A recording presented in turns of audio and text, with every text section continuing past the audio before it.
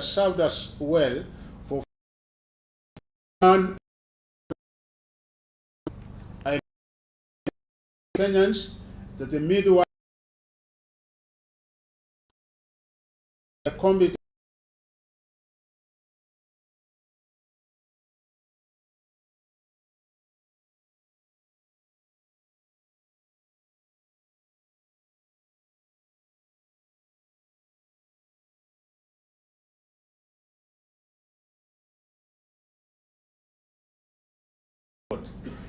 even she could now be one of the teachers of at that a recent professor did this an apt illustration of the men of our country are in of the who are announcing today. Like Ringo released the first case examination results. I feel privileged to be one at the apex of the from the case examination to the school has been conducted in 2023, only the second year.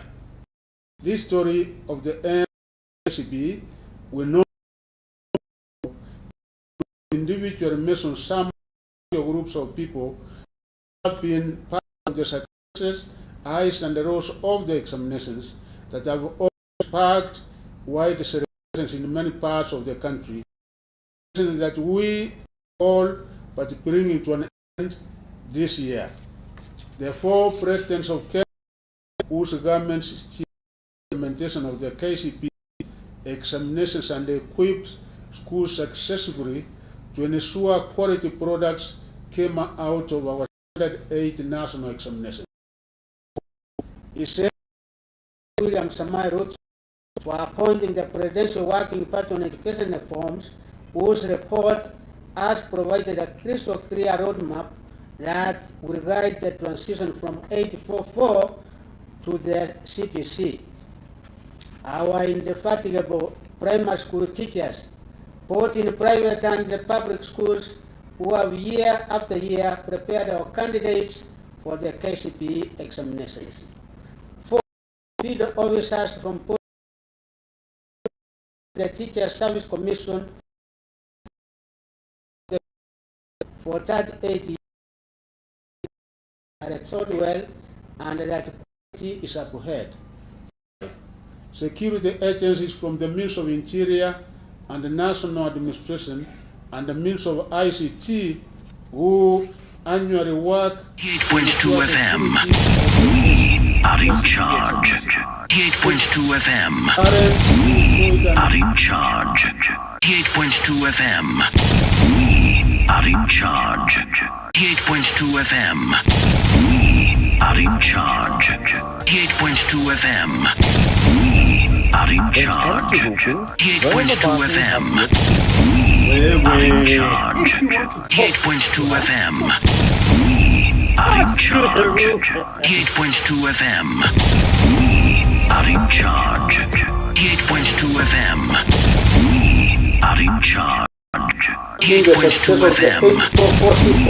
Are in charge. 8.2 FM. Are in charge. 8.2 FM. was instrumental in the success of our school system. I welcome you to extend your generous support also to the implementation of the CPC system.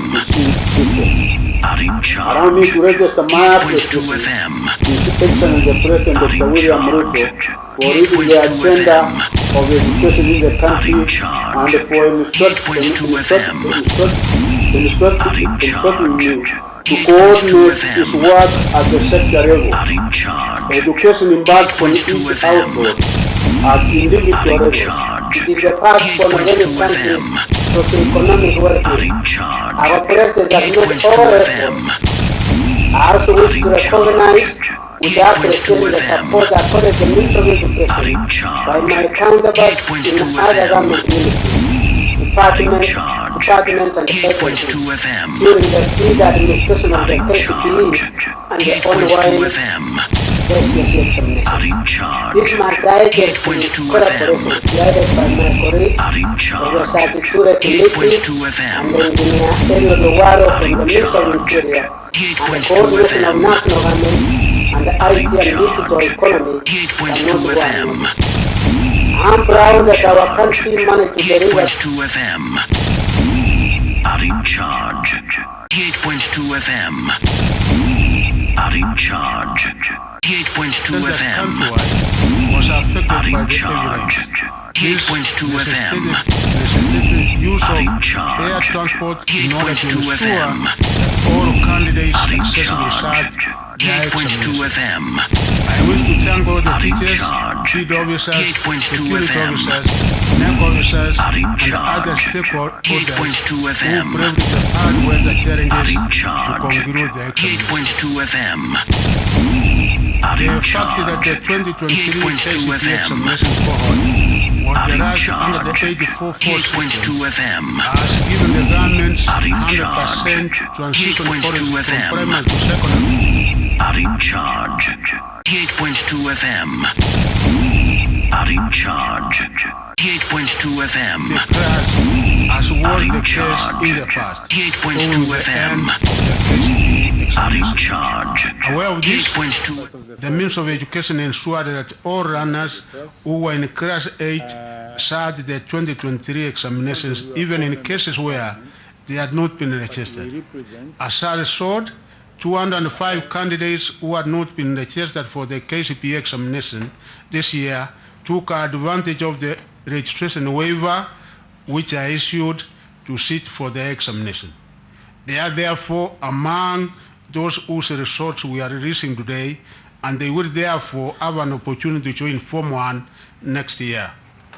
To ensure no candidate misses out in joining Form 1 from the final 2023 KCPE examination cohort, the Ministry of Education will conduct thorough mapping of any those who may have failed to sit the examination of this year in order to administer a special examination in January 2023. The indicative figure we have at the moment for those who were not able to sit the examination is 9,354 candidates, and we have given the opportunity to sit for an examination in January so that they can also be able to join Form 1. I wish to assure the country that the government has enough capacity to accommodate all the 1,406,557 candidates who sat their KCPE examination in 2023. Therefore, all parents should take advantage of the 100% transition policy to enroll their children in Form 1. I wish to assure the country that we are fully prepared and committed to a seamless transition from the 844 system to the CPC. Many of the issues that were unclear in this transition process up to last year have now been solved through the Presidential Working Party on Education Reform report. Currently, we are preparing a sessional paper and the necessary draft legislation for submission to Parliament for consideration. Once passed, the document will anchor most of the recommendations of the Presidential Working Party report. As per plan, the first cohort of the CPC runners will transition to grade 8 in January 2024. All education indicators show that the cohort is undergoing quality learning and teaching. I wish to assure the country that all curriculum materials are in place to support the runners. One other recommendation that the Working Party made regarded the funding of public universities and our TVET institutions. The Working Party recommended the introduction of the variable scholarship and the loan funding model under which students are funded depending on their level of need. I am happy to announce that the rollout of the new funding model has been successful. Already, the Higher Education Loans Board has released the sum of 5.2 billion to first-year students in our various public universities. In a short while, we will be dispersing scholarship amounts to the universities as well as to our TVET institutions and the trainees once the necessary processing is completed. We are confident that the new funding model will gradually restore our universities and TVET institutions to a path of financial security and sustainability, thereby allowing them to focus on their core mandates of education, training, and research. Since 1985, a total of 26,067,181 candidates have been examined during the KCPE examination. I'm happy to report that the 844 period has recorded an improvement on achieving the gender parity in the education sector. In 1985, the country had a low gender parity favoring male at 59.2% and the female at 40.8%. Encouragingly, from 2013 to 2022, the country achieved near gender parity for male and female candidates. However, in the 2023 KCPE examination, the gender parity slightly shifted in favor of male at 51.30 and the female at 48.70. In the 2023 KCPE examination, there were 1,406,559 candidates who sat the KCPE examination in 28,533 examination centers across the country. Of these, there were 721,544, that is 51.30% male, and there were 685,017, which was 48.70% female candidates who sat the examination. A total of 205 candidates who were not registered were also allowed to sit for the KCPE examination, and of these, 125 were male, while 8 of them were female candidates. 10 counties had a significant entry of more male than female candidates. These were Mandera County, 62.77%, as compared to 37.23%. Garissa County, 61.47%, as compared to 38.53%. Turkana County with 57% compared to 43%. Wajir County, 56.91% compared to 43.09%. Machakos County, 52.79% compared to 47.21%. Nyamira County, 52.40% compared to 47.60%. Samburu County, 52.39% compared to 47.61%. Baringo County, 52.13% compared to 47.87%. Nandi County, 52.05% compared to 47.95%. And Makueni County, 52.03% compared to 47.9%. And other counties are Isiolo, 48.25% compared to 51.75%. And those are the counties which recorded a significant more female than male candidates. Candidates' age profiles. The counties which had the highest percentage of candidates who were 12 years and below in the 2023 KCPE examinations were Baringo, 7.30%, Wajir, 6.37%, Bomet, 5.99%, Kericho, 5.83%, and the West Pokot, 5.57%. The highest number of candidates in the KCPE examination that were in the appropriate age bracket of 13 to 15 years were 1,023,859, forming 72.31%, a trend which has been observed over the last 5 years. The counties which had the highest percentages of candidates who were 18 years and above were Garissa, 25.86%, Turkana with 24.50%, Kwara County with 16.09%, Kilifi County with 15.66%, and Mandera County with 33.90%. The performance of candidates in each and every subject was as follows. The two papers, English language and the Kenyan Sign Language, composition recorded an improvement in performance in the year 2023 compared with the year 2022, while 8 other papers, English composition, Kiswahili Insa, Kenya Sign Language, Mathematics, Science, Social Studies, and Religious Education, recorded a slight drop in performance in the year 2023 compared to the year 2022. In terms of gender, the performance of male and female candidates was comparable in social studies and religious education. However, female candidates performed slightly better than their male counterparts in English language, Kiswahili, and the Kenya Sign Language. Male candidates performed slightly better than their female counterparts in mathematics and sciences.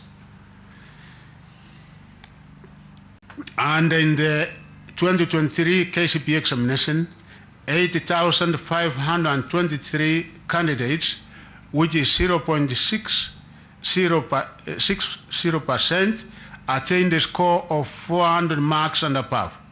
This was a drop compared with the 2022 KCPE examination when 9,443 candidates, which was 0.76%, scored 400 marks and above.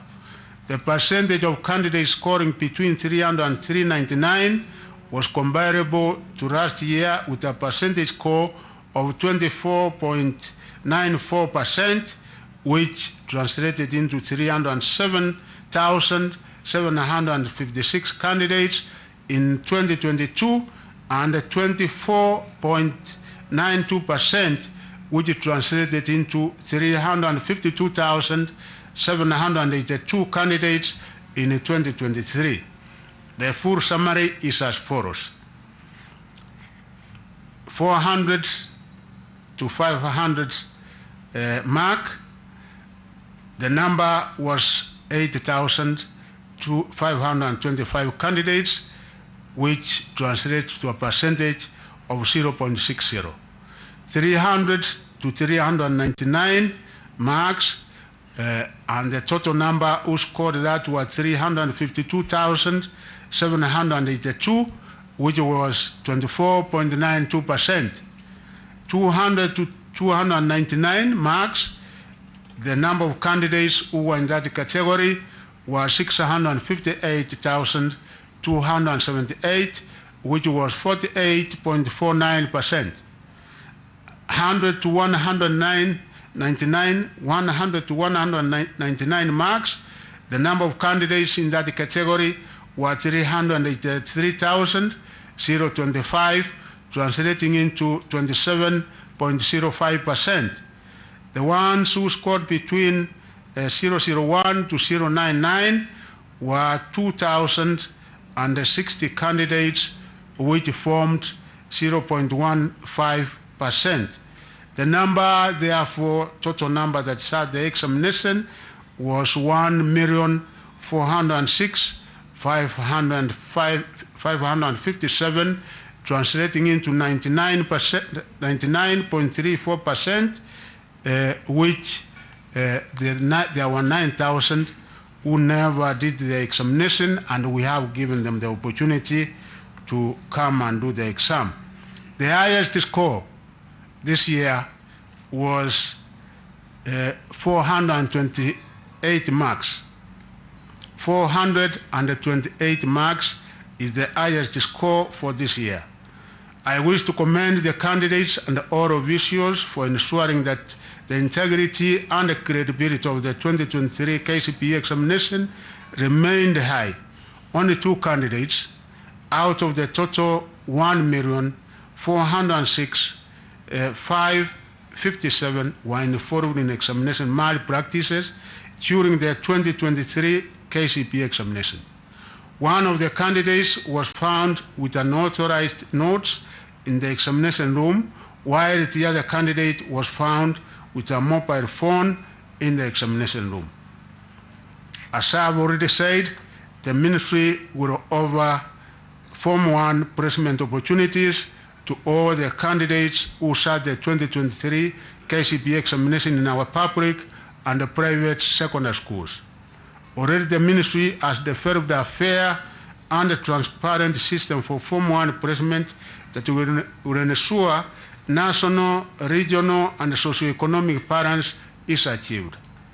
The placement process will start on Monday, the 27th November 2023, and conclude within a period of 2 weeks.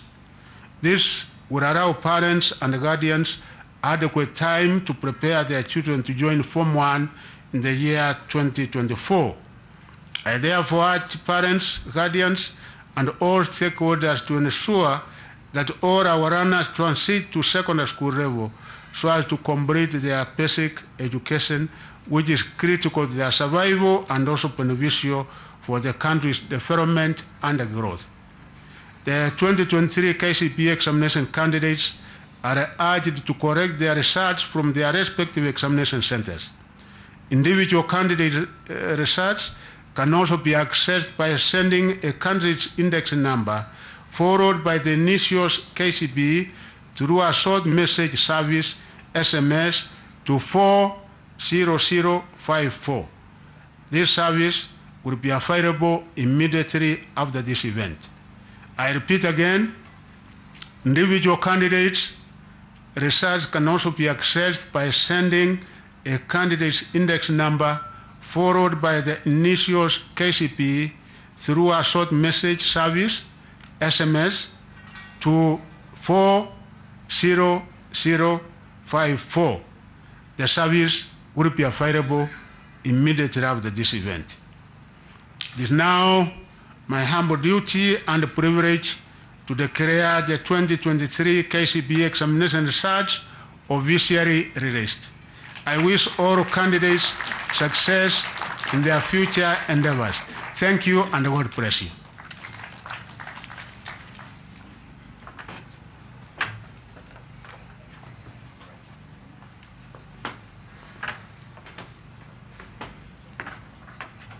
By the PS, Chairman.